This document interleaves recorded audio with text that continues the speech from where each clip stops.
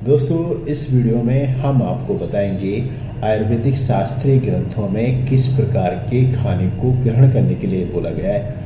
आयुर्वेदिक शास्त्रीय ग्रंथों में जिस प्रकार के खाने को ग्रहण करने के लिए बोला गया है, इसके हेल्दी बेनिफिट्स हर तरफ से हैं। अगर हम देखें एक पॉइंट को हम इस वीडियो में आपको कंप्लीट बताएंगे, हमें किस प्रकार के आहार को ग्रहण करना है। तो बात कर लेते हैं सबसे पहले गर्म खाना, यानी कि गर्म कह सकते हैं कि गर्म खाना वैसे तो स्वादिष्ट भी लगता है और कहीं ना कहीं हमारे डाइजेशन को इम्प्रूवमेंट करने में गर्म खाना अच्छा रहता है। फिर सेकंड बात करते हैं अस्पष्टता, यानी कि अस्पष्ट खाने के लिए बात कर सकते हैं स्निग्धा। आयुर्वेद में बोला स्निग्धा खाने को हमें ग्रहण करने के लिए बोला गया है।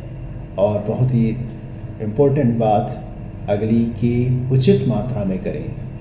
कह सकते हैं कि आपकी जो जितना भी क्षमता है उसके हिसाब से आप खाने का ग्रहण करें। और अगला पॉइंट अगर बात करते हैं तो पिछला भोजन अगर करने के यानी कि पचने के बाद, आपने पिछला जो भोजन खाया है उसके पचने के बाद ही नेक्स्ट भोजन का ग्रहण करें।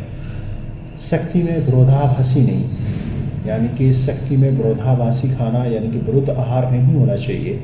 जैसे मैंने पिछली वीडियो में बताया कि अगर किसी ने मिठाई खाया उसके तुरंत बाद मिर्च या फिर नमकीन खाने की आवश्यकता नहीं है, तो ये विरोधाभासी खाना हो जाता है। इसको भी हमें खाने के लिए मना किया गया है। सभी उपकरणों से सुसज्जित उचित स्थान पर हमें खाना ग्रहण करना है।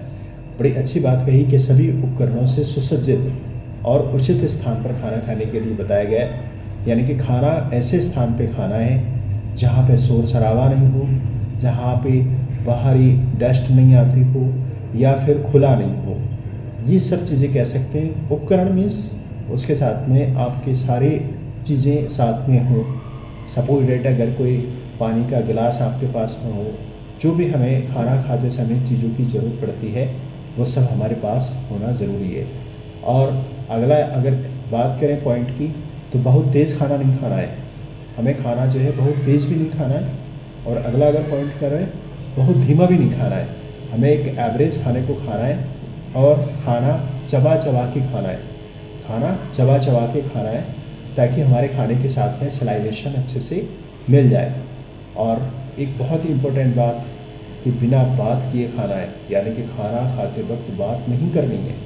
फिर बिना हंसी, यानी कि लोगों को हंसने के साथ साथ कभी कभी फंदा लग जाता है, तो ऐसे में बड़ी प्रॉब्लम्स हो जाती है। तो हमें चाहिए कि खाना खाते समय बिल्कुल भी ना हंसें। मन की एकाग्रता, यानी कि अगला पॉइंट बात करें, मन की एकाग्रता से खाना खाएं, यानी कि मन आपका एकत्र हो, खाने पे बिल्कुल कंसंट्रेट हो, तब खाना खाएं।